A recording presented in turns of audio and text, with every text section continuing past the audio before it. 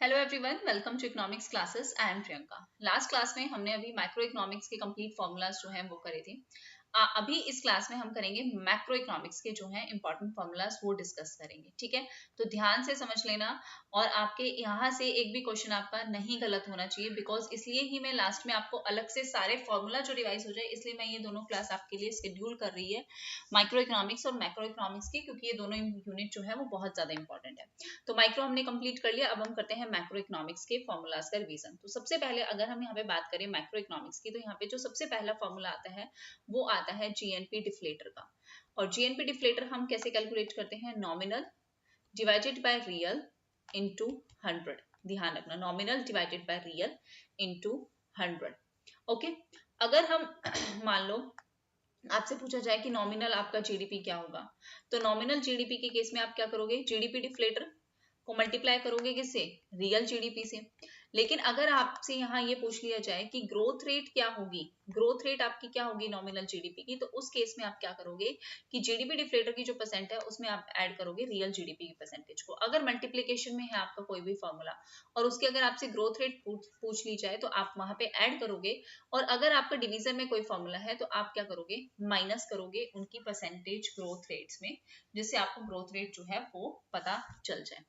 Clear है? और अब चलते हैं हम अपने नेक्स्ट फॉर्मूले पे। नेक्स्ट फॉर्मूला हमारा यहाँ पे क्या इंपॉर्टेंट है? देखो, हमने की थी कंजम्पशन की कुछ थ्योरीज, जिसमें हमारी एक थ्योरी थी हमारी लाइफ साइकिल हाइपोथेसिस से। ठीक है, लाइफ साइकिल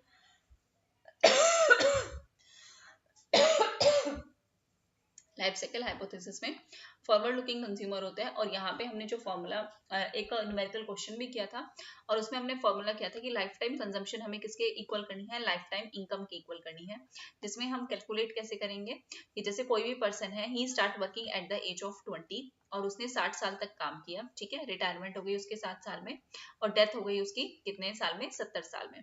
तो उस केस में अगर आपसे पूछा जाए कि इसकी लाइफ टाइम कंजम्पशन स्मूथ करता है ये पर्टिकुलर थ्योरी क्या कहती है कि आपको लाइफ टाइम कंजम्पशन अपनी क्या करनी है? स्मूथ रखनी है, स्टेबल रखनी है, मोर और लेस। ओके, सो यहाँ पे आप इक्वल करोगे किसको? लाइफ टाइम कंजम्पशन को लाइफ टाइम इनकम से। तो सबसे पहले अगर हम कंजम्पशन की बात करें तो डेथ से लेके स्टार्टिंग तक इसने क्या किया होगा? कंज्यूम किया होगा। और इन्होंने इनकम कब तक अर्न की होगी? 60 से लेके 20 के बीच में इनकी क्या होगी? इनकम होगी। तो अगर हम यहाँ पे कंजम्पशन अपॉन इनकम देखें तो 60 माइनस 20 डिवाइडेड बाई 70 माइनस 20, तो कितना आ जाएगा? 40 डिवाइड बाई 50, दैट इज 0.8। तो that is C by Y. तो ये फॉर्मूला आप ध्यान रखना किससे? लाइफ टाइम कंजम्पशन से। उसके बाद अगर हम नेक्स्ट फॉर्मूले की बात करें तो नेक्स्ट फॉर्मूला यहाँ पे क्या इंपॉर्टेंट है? फ्रीडमैन की थ्योरी ऑफ कंजम्पशन जो थी उसमें क्या बोला गया था कि परमानेंट कंजम्पशन क्या है? के वाई पी, परमानेंट इनकम का ही फंक्शन है। बट यहाँ पे जो ये के की वैल्यू है ना, वो हमें ध्यान रखनी है, जो क्या शो करता है? केन्स के नॉन प्रोपोर्शनल को, जो किस पे डिपेंड करती है? जो डिपेंड करती है आपके इंटरेस्ट रेट पे, आपकी टेस्ट एंड प्रेफरेंसेस पे, plus ratio of non human wealth, in 3 चीजों पे। तो यहाँ से पूछा जा सकता है कि ये के जो वैल्यू है इसमें क्या क्या आता है? तो इंटरेस्ट रेट आता है, टेस्ट एंड प्रेफरेंस आता है, ratio of non human wealth आता है। दूसरा यहाँ पे क्या इंपॉर्टेंट था? अगर आपसे रिलेशन पूछ लिया जाए टेम्परेरी इनकम का और परमानेंट का, तो नो कोरिलेशन, कोई भी कोरिलेशन नहीं है। अगर आपसे कंजम्पशन, टेम्परेरी कंजम्पशन और परमानेंट कंजम्पशन का पूछ लिया जाए तो भी कोई कोरिलेशन नहीं है। और अगर आपसे पूछ लिया जाए कि टेम्परेरी इनकम और टेम्परेरी कंजम्पशन में कोई रिलेशन है तो वो भी कोई रिलेशन नहीं है। ध्यान रखेंगे, परमानेंट इनकम प्लस इनकम जो है आपकी, परमानेंट जो इनकम है वो किसका सम है? आपकी permanent income plus transitory income minus transitory losses. तो ये ट्रांजिटरी इनकम और ट्रांजिटरी लॉसेस जो है इनका नेट इफेक्ट 0 होगा, ये मैं ऑलरेडी बता भी चुकी हूँ।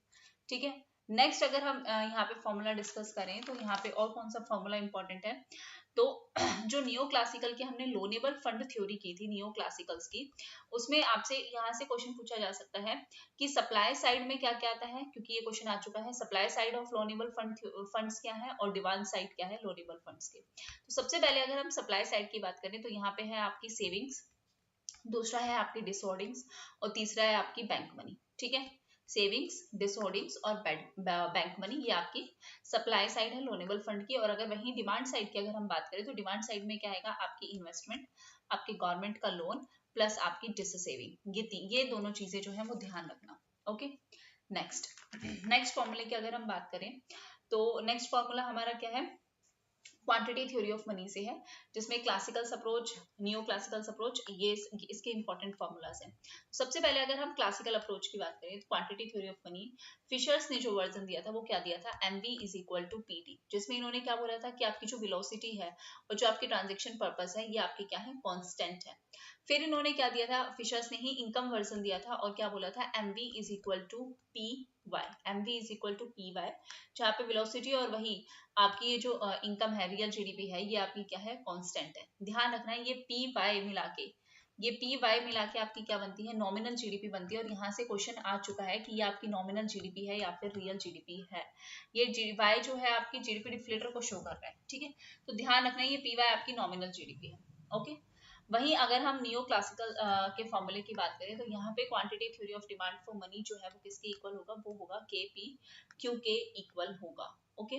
नाउ मार्शल की अगर हम बात करें, ये मैचअप में आ चुका है इसलिए मैं आपको बता रही हूँ, उसमें क्या होगा, m इज इक्वल टू के पी बाय मार्शल के केस में। रॉबर्टसन के केस में आप ध्यान रखना कि रॉबर्टसन में टी आता है ना, तो फॉर्मूले में भी टी आ रहा है, m is equal to P K T, matchup में आ सकता है ये क्वेश्चन। केन्स की अगर हम बात करें तो केन्स में क्या आ जाएगा, n is equal to P K, sorry small K आएगा, केस में ही आएगा। अगर हम पीगो की बात करें, अगर हम केन्स के बाद अगर हम पीगो की बात करें तो उसमें हमारा क्या फॉर्मूला है, P is equal to K R upon M C plus H one minus E. यहाँ पे मैं आपको प्रॉपरली सॉल्व करके one minus C, sorry E क्यों लिख रही हूँ, वन माइनस सी, यहाँ पे मैं प्रॉपर सॉल्व करके कुछ नहीं बता रही हूँ कि ये क्या है, मैं ऑलरेडी सब कुछ बता चुकी हूँ, सिर्फ आपका रिवीजन है। मैचअप में अगर ये क्वेश्चन आ जाए तो आपका गलत नहीं होना चाहिए। इसके बाद अगर हम नेक्स्ट फॉर्मूले की बात करें तो नेक्स्ट फॉर्मूला हमारा क्या है, Tobin Q theory. Tobin Q theory में क्यू की जो वैल्यू है वो कैसे कैलकुलेट होगी, market value divided by market price, ठीक है। Market value of economy installed capital divided by market price of installed capital या फिर रिप्लेसमेंट कॉस्ट, ये इसका फॉर्मूला है। उसके बाद अगर हम मल्टीप्लायर की बात करें तो मल्टीप्लायर कैसे कैलकुलेट होगा, change in income upon change in investment या फिर 1/1 माइनस एमपीसी या फिर 1/एमपीएस, ध्यान रखेंगे। उसके बाद एमपीसी अगर हमें डिस्पोजेबल इनकम के केस में दे दी जाए तो हम कैसे कैलकुलेट करेंगे, MPC is equal to 1 minus marginal rate of tax MPCT, marginal propensity to consume of disposable income. ये फॉर्मूला जो है वो ध्यान रखना। क्वेश्चन देखो आपका आ सकता है कि मान लो अगर आपको marginal rate of tax, question बता देती हूँ कैसे आ सकता है, अगर आपका मार्जिनल रेट ऑफ टैक्स दे रखा है टाउ कितना 1/3 और एमपीसीटी आपको दे रखा है 9/10 और आपसे ये पूछ लिया जाए अगर आपकी इनकम इंक्रीज होती है तो आपकी कंजम्पशन कितनी इंक्रीज होगी, तो हम वही फॉर्मूला लगाएंगे 1 minus tau MPCT is equal to MPC. फॉर्मूले में पुट करेंगे 1 माइनस 1/3, एमपीसीटी आपका क्या है 9/10 इज इक्वल टू एमपीसी। कैसे होगा, 1 माइनस 1/3 क्या हो जाएगा 2/3 इंटू 9/10 कितना आ जाएगा, 3 3 जा 9 और 2 5 जा 10, 3/5 आपका क्या आ जाएगा, 3/5 आपकी एमपीसी की वैल्यू आ जाएगी। क्वेश्चन आ सकता है कि मार्जिनल टैक्स रेट आपको गिवन है, एमपीसीटी गिवन है, अगर इनकम इंक्रीज होती है तो हमारी कंजम्पशन में कितना चेंज आएगा, ध्यान रखना है ये फॉर्मूला लगाना है। उसके बाद जो आपका नेक्स्ट फॉर्मूला है वो क्या है, वो नेक्स्ट फॉर्मूला हो सकता है फिस्कल पॉलिसी ऑन कंजम्पशन क्या इफेक्ट होगा, मतलब नेक्स्ट फॉर्मूला आपका आ सकता है कि चेंज इन कंजम्पशन, अगर आपको गवर्नमेंट गवर्नमेंट एक्सपेंडिचर और टैक्स मल्टीप्लायर टैक्स दे रखा है तो उस केस में क्या होगा, change in G minus change in T MPCT upon 1 minus MPCT. Formula जो है वो सारे ध्यान रखना, यू नेवर नो कि कौन सा क्वेश्चन जो है वो आ जाएगा, ठीक है। अगर क्वेश्चन आपका होता है क्वेश्चन आ सकता है कि इनकम के चेंज होने से आपकी गवर्नमेंट एक्सपेंडिचर में कितना चेंज आ रहा है या कंजम्पशन में कितना चेंज आ रहा है, अगर गवर्नमेंट का एक्सपेंडिचर और टैक्स में कोई चेंज आया है तो, और ये सब कुछ क्वेश्चन में गिवन होगा, आपको सिर्फ सॉल्व करना है। अगर ये टैक्स मल्टीप्लायर के केस में पूछ लिया जाए तो आप क्या फॉर्मूला लगाएंगे, तो आपका फॉर्मूला होगा change in consumption is equal to MPCT upon 1 minus MPCT into minus का चेंज इन टी, ठीक है। ये ध्यान रखना, ये वाला फॉर्मूला भी ध्यान रखना अगर टैक्स मल्टीप्लायर के केस में पूछ लिया जाता है तो, ओके। या फिर आपको पूछ लिया जाए कि change in income upon change in tax multiplier, और वहां पे आपको एमपीसीडी दे रखा हो, तो आप कौन सा फॉर्मूला लगाएंगे, minus MPCD upon 1 minus MPCD 1 minus marginal rate of tax. ठीक है, ये वाला फॉर्मूला भी ध्यान रखेंगे। उसके बाद मैंने आपको मल्टीप्लायर का 3 सेक्टोरियल मॉडल, उसका मैंने आपको कंप्लीट चार्ट जो है वो प्रोवाइड कर रखा है, वो वहीं से रिवाइज कर लेना। सारे मल्टीप्लायर, चाहे वो ट्रांसफर पेमेंट मल्टीप्लायर हो, चाहे प्रोपोर्शनेट हो, चाहे लमसम टैक्स मल्टीप्लायर हो, चाहे ट्रांसफर पेमेंट मल्टीप्लायर हो, चाहे एक्सपोर्ट मल्टीप्लायर हो, चाहे इंपोर्ट मल्टीप्लायर हो, एक भी फॉर्मूला जो है वो मिस मत करना, आंखों के आगे से एक बार तो जरूर निकाल लेना। क्लियर है। उसके बाद एसिलेटर का आपका क्या फॉर्मूला होगा, एसिलेटर का स्पेलिंग गलत हो गई, छोड़ो उसे। हिग्स वर्जन कैसे निकालेंगे, change in income upon change in investment upon change in income. और अगर आपसे क्लार्क वर्जन पूछ लिया जाए तो क्या होगा, change in investment upon change in consumption.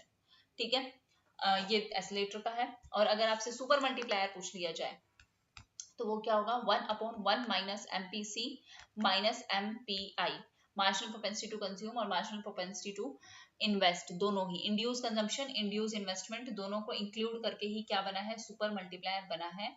और इसको किसने कंबाइन किया है, इसको हिग्स ने कंबाइन किया है, ध्यान रखेंगे इस चीज को।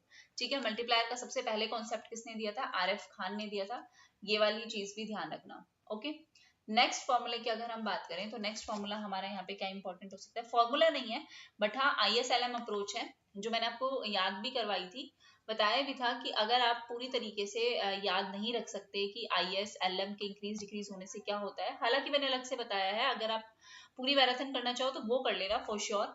But for the last time मैं आपको बता रही हूँ कि अगर मॉनेटरी पॉलिसी, आप ऐसे नोट डाउन कर लेना, ठीक है, आपको एक रफ शीट मिलेगी, उसमें नोट डाउन कर लेना। इस साइड लिखना फिक्स्ड एक्सचेंज रेट है, इधर है फ्लेक्सिबल एक्सचेंज रेट। अगर ये मॉनेटरी पॉलिसी है, फिस्कल पॉलिसी है, अगर आपका फिक्स्ड एक्सचेंज रेट है तो मॉनेटरी पॉलिसी आपकी उस केस में क्या होगी, इनइफेक्टिव होगी, और फ्लेक्सिबल क्या होगी, इफेक्टिव होगी। वहीं अगर ये इनइफेक्टिव है तो यहाँ पे क्या होगा, इफेक्टिव, और इधर इफेक्टिव है तो क्या होगा, इनइफेक्टिव। हालांकि मैं इस चीज को प्रमोट नहीं करती हूँ कि आप ऐसे रट्टाफिकेशन करो, आपको समझना ही इंपॉर्टेंट होता है, और समझदारी से ही आपका एग्जाम निकलता है। बट यू नेवर नो कि अगर डायरेक्टली क्वेश्चन पूछ लिया जाए तो वहां पे आपको कितना सही करते हो उस चीज पे डिपेंड करता है। ठीक है, और ऑलरेडी मैंने समझा भी रखा है। ओके, एक आपसे क्वेश्चन हमेशा आ जाता है इम्पॉसिबल ट्रिनिटी का, वो ध्यान रखना। एक आपकी कैपिटल मोबिलिटी की बात होगी, एक इस साइड है आपका एक्सचेंज रेट, मान के चलो एक्सचेंज रेट मैनेजमेंट फिक्स और फ्लेक्सिबल, और इस साइड ध्यान रखना आपकी मॉनेटरी ऑटोनॉमी। ठीक है, फिस्कल स्टेबिलिटी। अगर आपकी ये दो चीजें हैं तो ये तीसरी चीज नहीं होगी, कैपिटल मोबिलिटी नहीं होगी। अगर आपकी कैपिटल मोबिलिटी है और फाइनेंशियल स्टेबिलिटी भी है तो आपकी फ्लेक्सिबिलिटी नहीं होगी एक्सचेंज रेट में, और अगर आपका एक्सचेंज रेट है और कैपिटल मोबिलिटी है तो आपकी यहाँ पे फाइनेंशियल स्टेबिलिटी नहीं होगी। मतलब इम्पॉसिबल ट्रिनिटी, तीनों चीजें एक साथ नहीं हो सकती, तीनों में से कोई दो चीजें एक साथ होगी। ठीक है, इसके बाद आपका एक और इम्पोर्टेंट फॉर्मूला है जो है फ्रीडमैन्स का K% रूल, यहाँ से क्वेश्चन आ सकता है। तो वो क्या आएगा, growth rate of money supply, ये MV is equal to PY से ही लिया गया है, MV is equal to PY। और मैंने आपको क्या बोला था कि अगर हम यहाँ पे अगर मल्टीप्लीकेशन में है, ग्रोथ रेट पूछ लिया जाए तो आप इन सबको क्या करोगे, इन सबको बस प्लस कर दोगे। Growth rate of money supply और ग्रोथ रेट वेलोसिटी की इज इक्वल टू किसके इक्वल होगा, ग्रोथ रेट ऑफ प्राइस के plus growth rate of income के। फॉर्मूले में पुट करना, आपका आंसर आ जाएगा। यहाँ पे पूछ सकते हैं क्वेश्चन, यहाँ पे ये आ सकता है कि आपको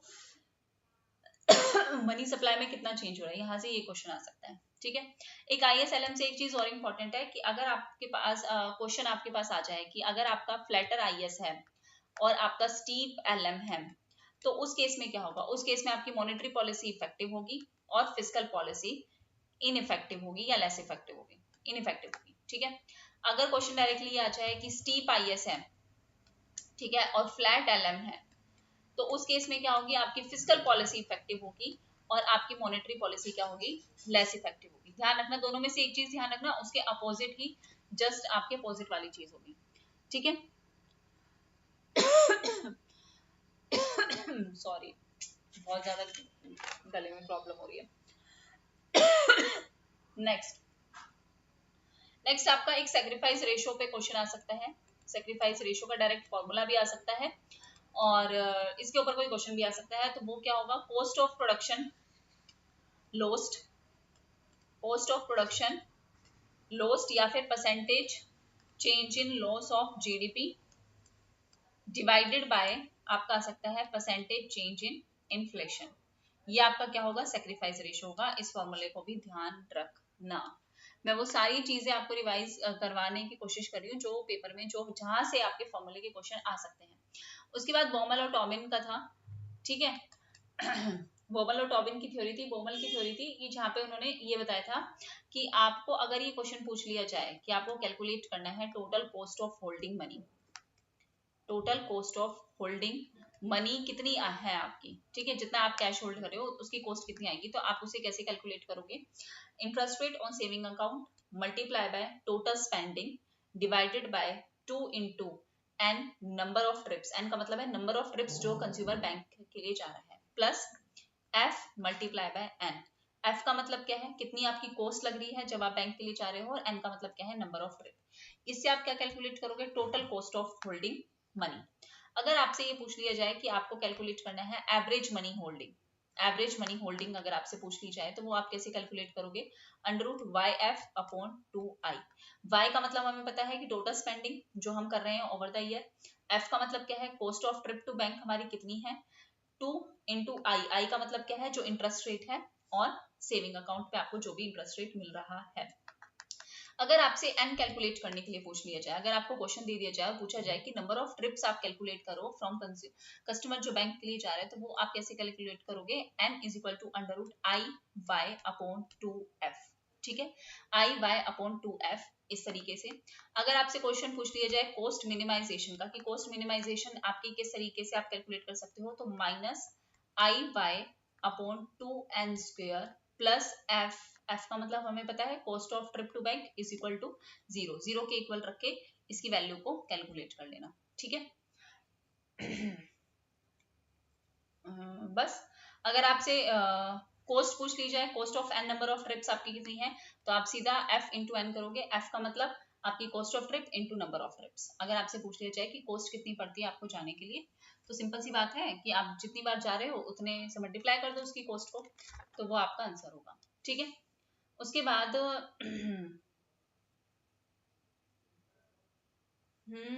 उसके बाद आपका क्या फॉर्मूला से क्वेश्चन आ सकता है, देखो उसके बाद आपका ये एक्सपेक्टेड ऑगमेंटेड फिलिप्स कर्व जो है फ्रीडमैन का मॉनेटरी थ्योरी, वहां से आपका इन्फ्लेशन का क्वेश्चन आ सकता है, और आ भी चुका है वेज रेट इन्फ्लेशन और नॉर्मल इन्फ्लेशन का। तो वो क्या होगा, inflation is equal to expected inflation minus H U minus U minus UN मतलब actual unemployment minus natural rate of unemployment, और ये है आपका एक्सपेक्टेड इन्फ्लेशन, ठीक है। और इस पूरे को हम क्या कहते हैं, साइक्लिकल अनएम्प्लॉयमेंट कहते हैं। ऑलरेडी बता चुकी हूँ बट सिर्फ रिवीजन के लिए बता रही हूँ। नेक्स्ट आपका न्यू केन्सियन ने क्या दिया था, इसी में ही न्यू केन्सियन ने क्या दिया था, टुडेज इन्फ्लेशन किसके बराबर होगा, आपके एक्सपेक्टेड इन्फ्लेशन जो आपका है प्लस आपका आउटपुट गैप कितना है, y minus Y F. Y minus Y F का मतलब क्या है कि actual output minus full employment output, उसमें कितना गैप है, ठीक है। ये हमने जो बीटा लिया है वो हम किसको शो कर रहे हैं, जो कोफिशिएंट ऑफ एक्सपेक्टेशन है, और जो आपका अल्फा है वो किसको शो कर रहा है, fraction of sensitivity of output gap, जो इफेक्ट करता है आपके इन्फ्लेशन को, ठीक है। उसके बाद आपका और क्या इंपॉर्टेंट फॉर्मूला है, बस बिजनेस साइकिल आप कर लेना, इंपॉर्टेंट है, सारी बिजनेस साइकिल्स जो है वो कर लेना। उसके अलावा बस यही चीज मेरे हिसाब से मैक्रो इकोनॉमिक्स में तो यही सारी चीजें इंपॉर्टेंट है। अच्छा, एक वर्डून्स लॉ से क्वेश्चन आ सकता है, वर्डून्स लॉ। वर्डून्स लॉ हम कैसे कैलकुलेट कर रहे हैं, labour production growth is equal to exogenous productivity growth plus Verdoorn coefficient into output growth. Verdoorn coefficient आपका कितना होगा, 0.5, ठीक है। और ये आपको क्या शो करता है, पॉजिटिव रिलेशन शो करता है, जो आपका अगर आपका आउटपुट इंक्रीज हो रहा है तो आपकी प्रोडक्टिविटी भी क्या होगी, इंक्रीज होगी। और ये एम्पेरिकली टेस्टेड है कि अगर 10% अगर आउटपुट की ग्रोथ हो रही है तो आपकी लेबर की ग्रोथ 4.84% के लगभग होगी ही होगी, ठीक है। और बस मेरे हिसाब से ये फॉर्मूलाज आपके मैक्रो इकोनॉमिक्स के लिए बहुत ज्यादा इंपॉर्टेंट है। मल्टीप्लायर का फॉर्मूला मैंने ऑलरेडी शेयर कर दिया है, वो आप पढ़ लेना। उसके अलावा ये सारे फॉर्मूलेस भी रिवाइज कर लेना। ठीक है, क्लियर है? कोई भी डाउट होगा या आपको किसी और पर्टिकुलर टॉपिक पे वीडियो चाहिए तो वो भी आप बता देना, कमेंट बॉक्स में मेंशन कर देना। Thank you very much everyone, take care and bye bye.